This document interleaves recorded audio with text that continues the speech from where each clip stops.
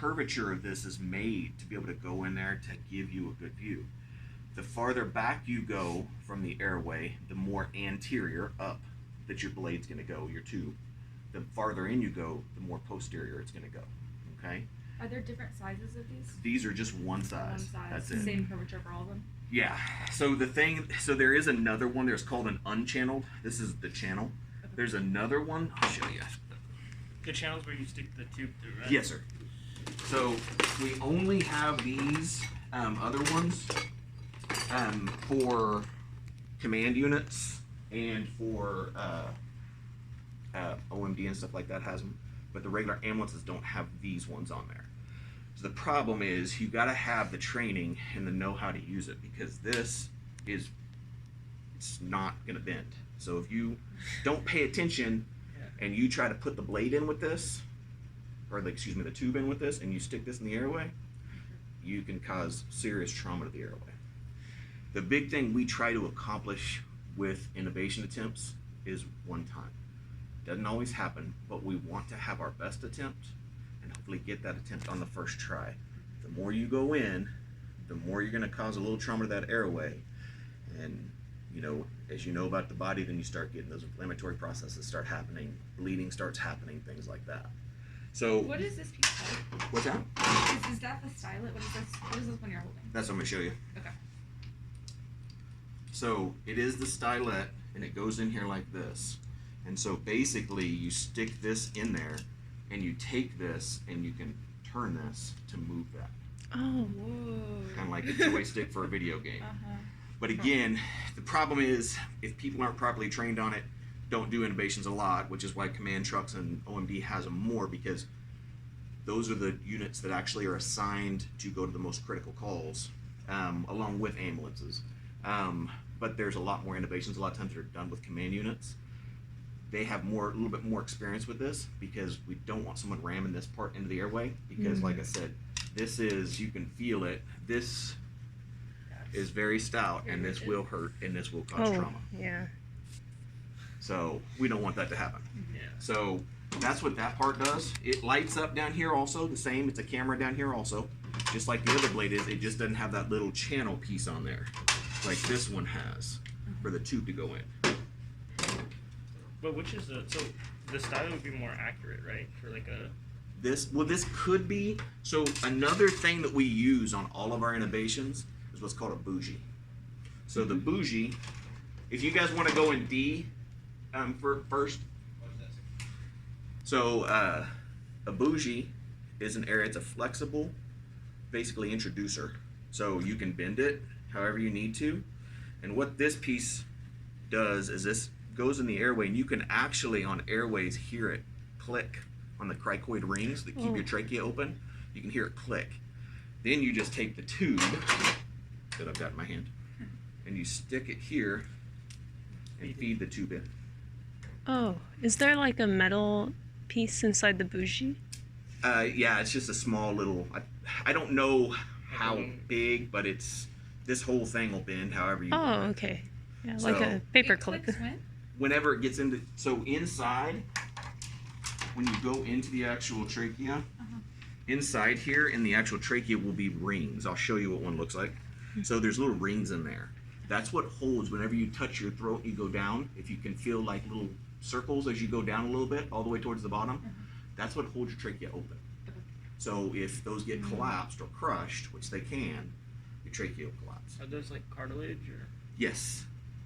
Okay. It's the cricoid cartilage and everything. Okay. Cartilaginous rings. So it clicks on those rings. Yes. So on this airway piece I've got pulled out for you guys, when you go in you can see we're trying to go, so like I said, for the Miller blade, the straight one, we try to pick this up. This is the epiglottis. For the actual Mac blade, which is this curved one, you're trying to go right in here, which is called the vallecula, and you lift up, causing that to open. Oh, I see. Okay, that's where the vallecula sits, right at the base of the tongue. And then we try to get in it. So in your experience, which would be easier, taking the Mac blade or the other blade? So everybody has their favorite blade. You get used to certain things. So it depends on patients. If we have somebody that's more anterior, then I might use a Miller blade, a straight one. But for a normal, regular intubation, my first blade I go to is the Mac. That's just me. Okay. I have students that I teach our paramedic class here too, and they like the Miller blade. Some of them like the Mac. So everybody's different. So everybody's got their own preference. The problem is you got to find that right size. So this is the largest size. This is the next, and then it goes down to a 2, 1, and a 0 for when you get into pediatrics and kids. So real small. I'll show you what they look like. Then for the Miller blades, right here is a Miller 3. There's a Miller 4 that's even longer. When you get into these are some of our older blades. So you get into Miller 4s, Miller 2s, everything. So you get into all these different ones as you go through. And then The smaller number means a smaller blade, right? smaller number means smaller blade, yeah. So that's what they start just going down. And then, like I said, then there's the pediatric sizes, and you just keep going down from there. So it makes it can be difficult sometimes to choose exactly what you need. Right. So once we go into the airway and we get an intubation in, then we use an in tidal, is what it's called. It's a capnographer. It actually measures the amount of carbon dioxide being expelled. On top of that, though, when it's in, that's what this piece is right here. When this is in, there's a little sensor inside there. This plugs into our cardiac monitor, and it'll give us a waveform. If you don't have the waveform, or you're not getting an end-tidal reading, then you're not in the airway. You're not going to get it in the So stomach. the waveform is based on the CO2? It's based on the CO2. We'll get an actual CO2 reading and everything. We actually, treatments and everything like that can be modeled off of that. You can see lots of things from an end-tidal. The doctor that invented it actually came and taught it to us years ago when we started using it. Oh. And it's just gotten more and more. We can use these when somebody just has some oxygen going through their nose. There's another piece that hangs off the bottom that we can put on there. Like a cannula? And yeah, it's off of a cannula. I can show you what it looks like. And it hangs off, so when the person's breathing, we can get an end-tidal reading off of it also. So That's the same sensor? Yeah, same sensor. It's just this one is made for the bag valve mask to fit on here. The other one is on the actual nasal cannula. You guys reuse those sensors, right? Or is it just Nope. a one-time use? One time, throw it away. Oh, so then it must be fairly cheap. So the amazing thing for people to find out is medications are the thing that's cheap. Equipment is not. Classroom D for now. Yeah, there's some in here if you want to grab them. You can take them in there.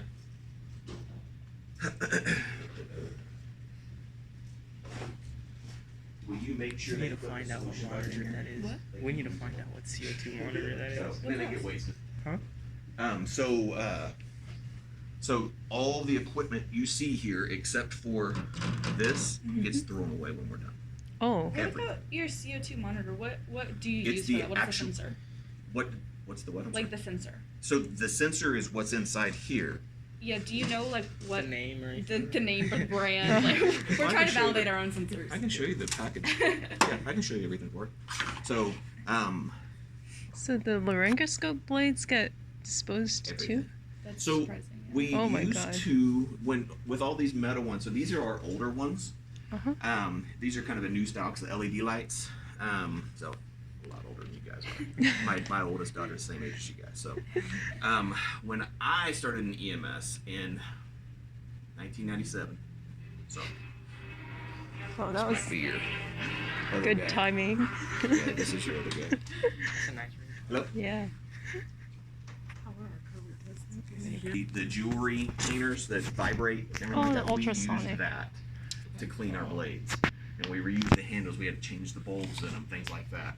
Now things are more disposable. So Wow. everything gets thrown away when we're done. Okay. It is all disposable. So if you want to know something, I could tell you that I think would make something like this better. Mhm. So one problem, like I said, is you can't clean this little camera off. It's not going to clean off. You get anything on it, you're done. So what we have to do when we do innovations is we have to actually hold multiple things. Hmm. We have to have suction. We have to suction the person's airway out, and then we take this suction and we actually stick it way down there in the airway to stay. Let's just y'all's test. me look at your tests real quick. Good, good, good. I'll put them all in the system here in a second. So it makes it difficult having so many things, because then I put this in, then I also have the tube that I put in there, and the bougie. So I've got multiple things in my hand. If suction was somehow on this already, to where you could plug your line into it, that would make it really nice. How important is suction for intubation? Very important. And is that for visibility wise or for like actual? Visibility wise is the big thing. I mean, infection control also. You go on patients, the thing that is hard for people to completely understand is we go there at the worst part. Most of the time, by the time we get to the hospital, a lot of stuff's already cleaned up or done. When I go there and they're bleeding out through their airway, or they're vomiting continuously, even when they're unconscious, they can be vomiting. Certain antibiotics, you overdose on stuff, it'll cause you to continuously vomit. That's going to mess up the airway, because they're going to try to breathe in then, and they suck that down the airway. Same with when I try to go in and intubate them, I can't see the airway because it's all gathered back there in the back of the throat. So it makes it difficult. So you've got to get that suction, because if I try to use this camera, as soon as I get anything on it, it's done. I have to pull it out. So then I have to go in with this. And I'll show you guys what it looks like when you go in with this, and I'll let you guys do it too. When you go in with this, I'm right there. And so if they vomit and it comes out, it's coming out on me. Oh, I see. So there's lots of things that happen. But they're vomiting through their esophagus, right? So if you close that hole. The esophagus comes out the same area. Oh, but So- no, but like if you put in a plug on their esophagus, would that eliminate that problem? So if I had something to plug their esophagus, Yeah. yeah. Oh, It would stop that. No matter what, if I can. So there used to be. I'm Nick. Sorry. After you. So we used to use what was called a king, and so basically it was a device, like I'll show you here in just a second, and it's a device, a supraglottic airway. So basically you just put it in the airway. You had two different tubes on top that looked like this, like the tube up here looks like. There's two of them. You put it in, you blow up two different balloons, and then you put your bag on one and squeeze. If you don't hear breath sounds, then you put it on the other one. Squeeze. You got breath sounds, then you're good. And what that did was it had a big balloon at the bottom, and it had a small balloon like this one at the top, so there was a space about this much in between. And that allowed you to either, if you went in the esophagus, you're able to cut off the esophagus with that big balloon, and there were holes on the side of it so it could push air into the trachea. Or you could possibly, when you put it in, it's possible to actually get the airway to actually go in without even doing anything, if it's right there, perfect anatomical. That's what this balloon would have been done, and there was a hole just like this at the bottom that it would be able to give air. So the problem was, no matter what, if someone's vomiting, something's coming out of one of the tubes. Yeah. So it's difficult. So let me show you guys. So this is an airway itself from being in the actual airway. So this is what you're looking at. This is where we're trying to go. Okay. So this is the epiglottis up here. These are the vocal cords, the false vocal cords, piriform fossa. The arytenoids are down here. So there's lots of anatomy you want to look at. The reason why it looked white whenever the actual vocal cords, when you go in on the last picture, is because that's what it actually looks like. It actually kind of shines when you go in. When you've got an actual light right there at it, you can actually see it glisten a little bit. So, but that's what it looks like. This is once you're in the airway, and it's showing you though these two different airways. So here is a nice, perfect airway everybody would love to see. This is epiglottitis. Oh. The epiglottis is swollen and inflamed. And if you don't get an airway in there, it's going to close up. Does that happen a lot with intubation? This probably isn't from an intubation. This is probably from somebody having actual epiglottitis. Oh. It's an actual thing you get, especially kids. But it's just a virus. But allergic reactions, all that airway starts swelling shut. The hard thing is for us, once we get there, depending on how quick the allergic reaction is happening, they could be unconscious and not breathing already. If that happens, it's probably because their airway's completely closed, and now we have to cut them. If not, they might still be struggling for air, and now we have to try to put them down so that we can intubate them, because I can't just put the airway in with somebody having a gag. Yeah. All it's going to do is make them gag. So, so those are our main ways. There is an old school way of intubating somebody that's called a digital intubation. You stick your finger in there, you grab the epiglottis, and you stick the tube in. So you can do it in about 5 seconds, but it's dangerous. Wait, why is it dangerous? Because somebody sees something happen, somebody bites down on your fingers. Oh, Okay. you lose your fingers. Yeah. So, Wait, so what if you instead of using your fingers, if you had some other tool to hold down the epiglottis? so there's different ways to do it. There's if you're got a very bad car wreck and you go in a car wreck and the person's upside down and they're cutting somebody out, we still get in the car. As EMS, we have full bunker gear like fire does. We still get in the car and you do a tomahawk intubation like this and go in. So there's lots of different ways to do it. Like I said, but no matter what, the final way is cutting them. Mm-hmm. So that's the absolute final way that we do it. So what I'll do is I'll lube this up and I'll show you guys what it looks like when we go in, so that you can see the airway inside on here.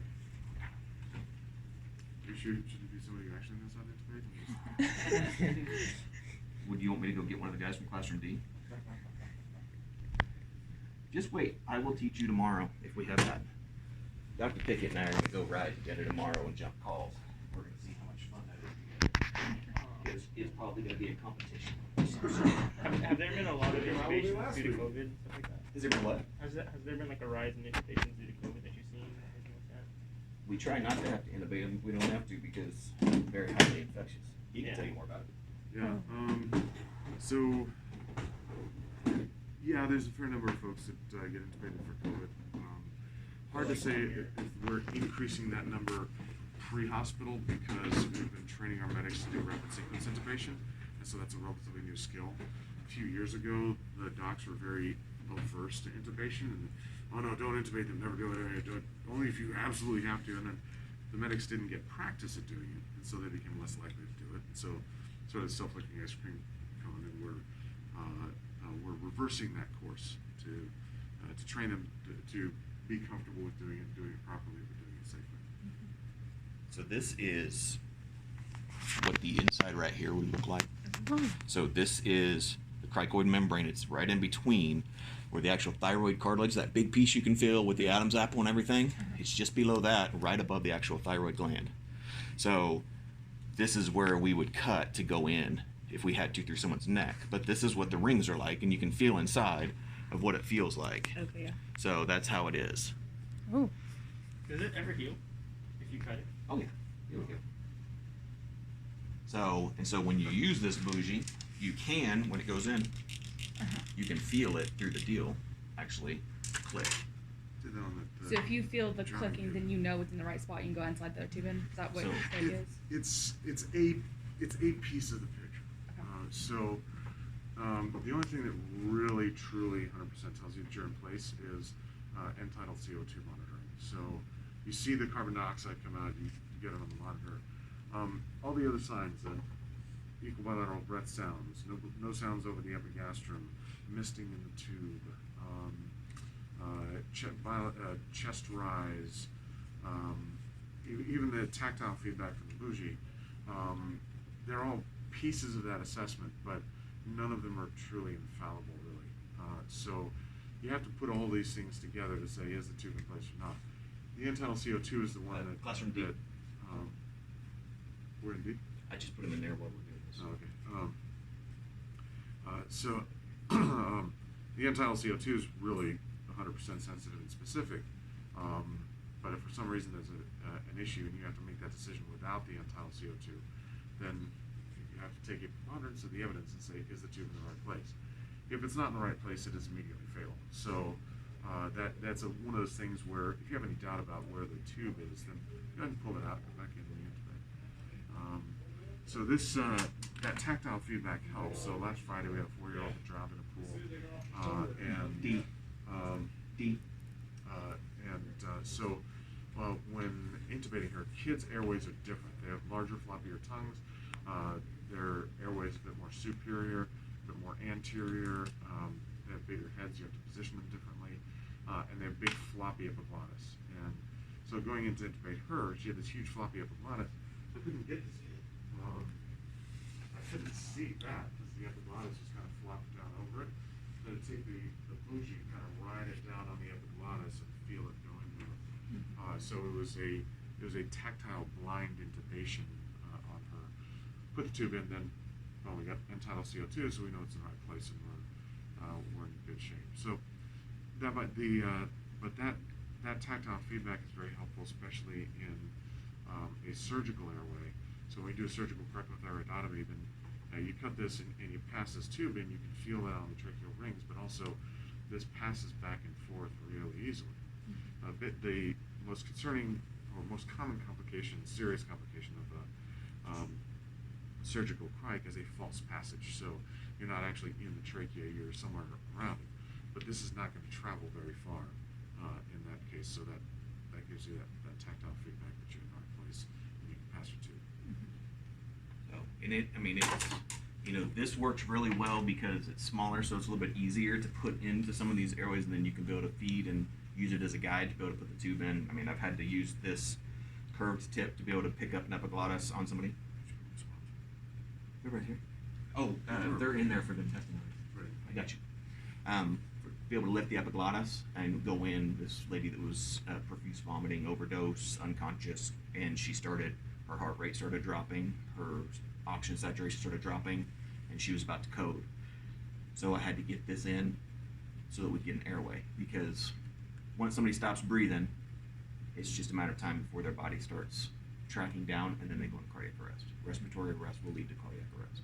So he mentioned that you can get around the trachea. Does that mean the epiglottis, or just like there's like patches of skin that are? No, what he means is a false passage. When you go in like this, so basically you go in like between the skin and the actual area you get into there. So you're in between the skin, you're not in the actual airway. So that's why he's saying it won't go very far. It'll go in a little bit, but not very far. But if you're in the actual area, it will go in and travel nice and easy and smooth. But if you're in one of those false passages, like I'm just in the skin, I'm not in the actual area, I'm only going to go a little ways before it's going to stop. So if you use like the stylet and you're doing that, would it cut through the skin? This won't. Yeah. The metal stylet, that one, if you try to use it, yeah, but that's not used for that. Oh, okay. So it's only used for an actual oral intubation. So I'll show you guys when you go Do that. If you want to. in here, I'll show you what it looks like. Yeah, stick it up there, swab it around 5 times, go to the other nostril, swab it. So you have to lube this thing up really well. The tube will not slide in here very well. We carry packets of lube on the trucks because if you don't use about 2 packets of lube in here, it ain't gonna work. So, and then, so you can see on the camera, I can see it. So you always want your tube to be back. Everybody does their stuff differently. Everybody has their own way that it works for them. So some people use just the bougie, some people, preload it, some people don't. It just depends. But when you do it, then you guys can come over here and see, this is pretty long. So if we're in the middle of a cardiac arrest or something, I have to do one of 2 things. I either have to take this camera piece off to first stick it in, or I have to turn it and then turn it inside the airway. Okay.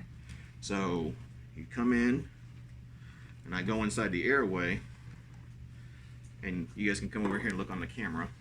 If you want to see it on the cadaver, we're going to be doing that next week. And it kind of turns white. So, and then, yeah, and that's the vocal cords. So then I can put that bougie in, and then I'll follow it with my tube. Okay. And once I see it go in, then I can remove this. Somebody can connect to this, start bagging. I have somebody listen to breath sounds along with we get end-tidal feedback. After we confirm all of that, I still have this in, and I pull that out of that sleeve, and I have one other person look at it with me. They say, yeah, it's still in, I can see it, and then I can take this out. So that's how it works. Okay. Now, if I can't get it that way,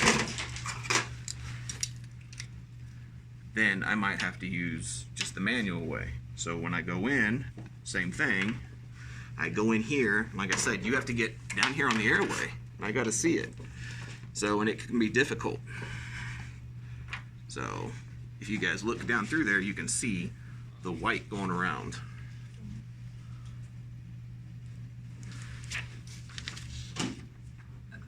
Okay, so if I can't see it very well, then I can take one of my other blades and I can go in. Like I said, everybody's different of what they like, and I can use it. And you can see in there too. And then I have to take the blade or the tube and go in there and watch it go in. It's just not always 100% the best way. So, but you know, you have to pay attention to the anatomy because it can go in the esophagus. It's a lot bigger to go in the esophagus and a lot easier than to go in the trachea. So, if somebody is still breathing and you're having to intubate them, then that epiglottis is going to be going up and down. Oh. So if So- you were to do it this manual way, would you still slide the bougie or before? I still use the bougie. I'll take the bougie first and I'll put it in, and then after I confirm and I've seen the bougie go in, then I will take the tube and I'll have somebody load the tube on for me and I'll slide it in, and then I'll pull the bougie out. So that'd be like a two-person job. Yeah. I mean, you can do it with one. Anesthesiologists do it for them. But, Yeah. So anesthesiologists will use video laryngoscopy, but not this particular unit. Most of the other video laryngoscopes are several thousands of dollars, anywhere from like $9,000 for a Ranger, GlideScope Ranger, up to like $14,000 for a CMAC. For that, I think these are 1300. these are $800 for the head, and then it's $25 for the disposable single-use piece here. So when we're done, just throw that out. That's like $25. And this just uses regular AAA batteries for that. The downside, the upside of doing it the old-fashioned way is that you can intervene more. So if there's a foreign body airway obstruction, you can pull it out with a pair of forceps, and it's more tolerant of differences in anatomy. And anesthesiologists, I mean, this is their bread and butter. To become expert at difficult airways, you have to have about 400 of these intubations on live patients to really do it. So you line them up, and There's a pillow over here, so if you want to put it underneath. so Pillows just on top. And I got pressure back. You want to use pressure back? So positioning the patient on your sheet there, it says position the patient ear to sternal notch. So you lift up their shoulders, and so you're aligning that axis here. You're aligning this axis. So the oral, pharyngeal, and tracheal axis, you're aligning them together so that you can get a straight shot down in to see what you're looking for. So now here. So I can see a straight shot down through the vocal cords, and I can either place a tube with a rigid stylet in it, so I can just place it straight through there, or I can use the bougie. We find that that generally use of the bougie is a little bit more likely to be successful. But in Just the- because the flexibility of it, or why? It's so this is it's rigid, but it's smaller and it's easier to maneuver. So it's semi-rigid. There are other bougies which are brown that are a little bit more flexible. Its true name is the gum elastic bougie, but these we use the rigid ones, because then here, if I'm looking down and I see this guy and I have a poor glottic view, maybe I'm only seeing the arytenoid cartilage that's there along the bottom. I'm not seeing the whole thing. It's got that little lilt at the end of it, that little angle. So I angle that anteriorly and can pass that in where it may not be a complete straight shot for that 100% glottic opening, or what we call the pogo. If not, you're using this, and this is the stylet that comes inside of it already that you're bending and adjusting. So that's a little bit easier to maneuver and manipulate to put in there, to where if you don't have that bent just right, then you're gonna have to pull it out, bend it a little bit, put it back in. So, and you always have the option for somebody to give you crack pressure and push down, things like that. You know, if you think of the airway and how it sits, that's why we try to position it to that exact right way, so that, you know, how the throat's coming. If I push like this, then that throat is going to be right there in my view a lot easier than if it's way back like this. It's going to make it go farther up. So the upside of this is it's inexpensive. You put it in, you get a good view, and once you're practiced with it, it's you can put the glottic opening where you want it, and then thread your bougie down there.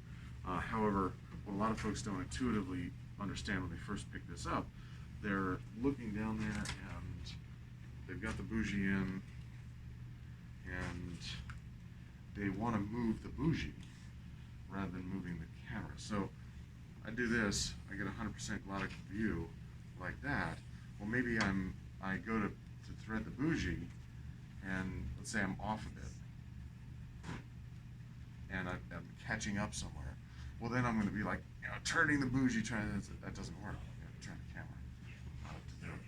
The other thing is that, as you can see, this is not adjustable. So everybody's built a little bit differently. Some folks have taller anatomy, they're more anterior, they're deeper, they're shallower, they're all this. So it doesn't fit everybody universally well. So If you have someone with a short, fat neck, you know, this isn't going to work very easy. So the other problem is that if the airway is full of stuff, so it's full of vomit, it's full of blood, So I was then telling it can the come up suction the, has to be used. it can come up the camera really quick, and then it's useless. There's nothing you can do. Because it would be nice if there was a nice big suction that sat on the end of it, then you're not having to hold suction in there and do all this stuff. You know, things like that would be nice. You never know. But Well, like a endoscope camera. So they do have now an invention. It's a little like windshield wiper for endoscopes that can wipe it off. But what endoscopists will typically do is they squirt a little bit of water down there, and it'll squirt water right on the camera and kind of flush it off of any schmutz that happens to be on there. I mean, if you get deep into somebody's colon and get schmutz on the camera, and you got to pull it all the way out to fix that. That's not fun. So being able to clear that camera while it's still in the patient is important and not re-traumatizing the patient.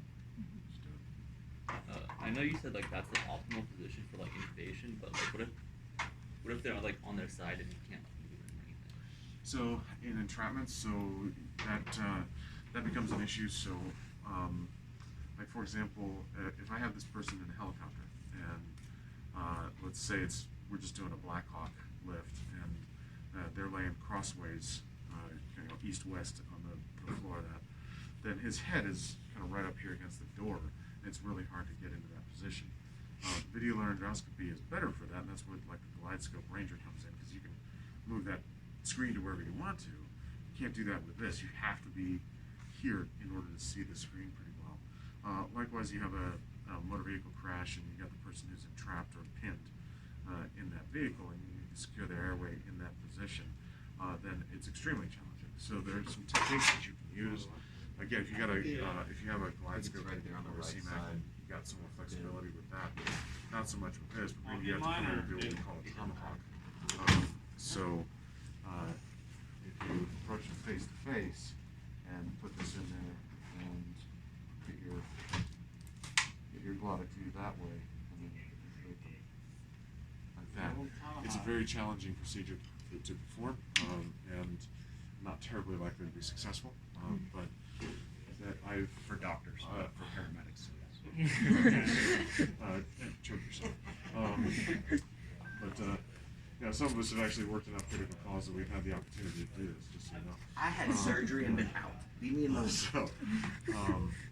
So that's one way to do that. But being in that different position is difficult. You're in a confined space. You can't quite align all the axes, and if you can't align that axis very well, then you're much less likely to get the view that you need and to actually intubate them. So in that case, your better bet is probably going to be to use an iGel or another blind insertion airway device, a supraglottic airway, to at least pop it in there temporarily so you can ventilate them until they're extricated, and you can switch over to intubation. That's what this is. This is the iGel. It's basically it's exactly like the LMA, the laryngeal mask airway that they use in surgeries and things. The difference is This is already inflated. You don't have to inflate anything like you do with the LMAs. So it's already shaped. So it's made to be able to go right, basically fit over top. So when you go in, you can do it one of a couple ways. You can go in and you can turn it and then spin it. You stick this in basically, and you're supposed to try to align it down here and let it seat itself. And then you connect, and what this is supposed to do is this is supposed to cover a tracheal opening, and then air comes through here as we ventilate. Is what this is for. But if the epiglottis is inflamed or anything like that, then it won't. Might not. So Depends. yeah, the problem is with this is it doesn't protect the lower airway. So if you're dealing with somebody who has like they drank acid or they have an inhalational injury from a fire or something like that, then the LMA does not protect their airway from closure. So you really do need an endotracheal tube to keep the airway from swelling shut, and not, you don't want to end up where you are in B there without a tube in place. So in those cases, like you got the LMA, that's not going to protect that airway from closure. And the other thing is that when we intubate somebody, it takes some time, and while we're intubating, that patient is apneic. And can the patient tolerate that apnea? If they're already hypoxic, if they already got a SAT in the 70s, they're not going to tolerate apnea. You're going to kill them when you try to intubate them. So you may end up having to go straight to a surgical airway and cutting their neck, which is it's not that technically challenging a procedure, but it's fraught with certain complications that can be serious, and it's also a very anxiety-provoking procedure for any provider to perform. It's usually provided under less than ideal conditions. How long does it take you to? What is your ideal time? So research shows us that in critical care environments, so ER, OR, ICU, PACU, well-practiced teams and folks who are very, very familiar with the procedure, it takes on average 7 minutes to secure an airway. And this is why it's important for us in the field. We're no different. If we're prepping properly, it's about the same. Maybe even a little bit longer, because our medics don't get as much airway practice, and therefore we're much more diligent about proper preparation and getting the patient where we need them to be and It's a very suboptimal environment. It's usually somebody's floor, somewhere. It's not an operating theater where you have everyone you could ever need and Just all the the bed, how tools. high you want it. Yeah. Yeah, it's, you're on the floor, up against a wall or whatever. You try to get them in the best position, but it's not always going to happen. Doctors are such princesses. But We still love you. That's what makes it important for us to control it out in the field, because you may have somebody that's got a head injury at 6th and Sanjack, and well, hell, I can physically see Del Seaton from that location. It's only 3 minutes by ground to get there, but 3 minutes by ground to actually pull up outside, and then you have to get all of your stuff, unload the patient, bring them into the ED, move them over, give a full report. The resuscitation team has to do their assessment. Then they prepare all of their stuff to do the airway. So you may be 3 minutes from the hospital, you could be 10 to 15 minutes away from the airway. So that makes it important for us to secure it out here rather than deferring that. Diesel is really never an appropriate treatment for someone who needs something. Are there So any, he means by driving. are there any special things you need to look out for if someone has like trauma to the chest or an injury? We're always looking for if they have flail segments, which is broken ribs in multiple places, things like that, multiple ribs that are broken. It could be that the person has blood in their airway now already because they've caused bleeding inside. We look for people that could possibly be having a pneumothorax. So they could either be with just blood or air, to where their lungs actually being collapsed because it's filling up in that chest cavity. So there we're having to, if it's depending on what it is, if it's blunt trauma to the chest, we'll actually cut the person. Where you see this hole, we'll actually cut somebody along the rib. We'll do just like when they put in a chest tube. We'll take curved hemostats, we poke through the intercostal space and stick our finger in and work it around to relieve air, and then leave it so that the air can escape, because if not, it's going to continue to collapse that lung, it'll collapse the other lung, then it'll start putting pressure on the heart.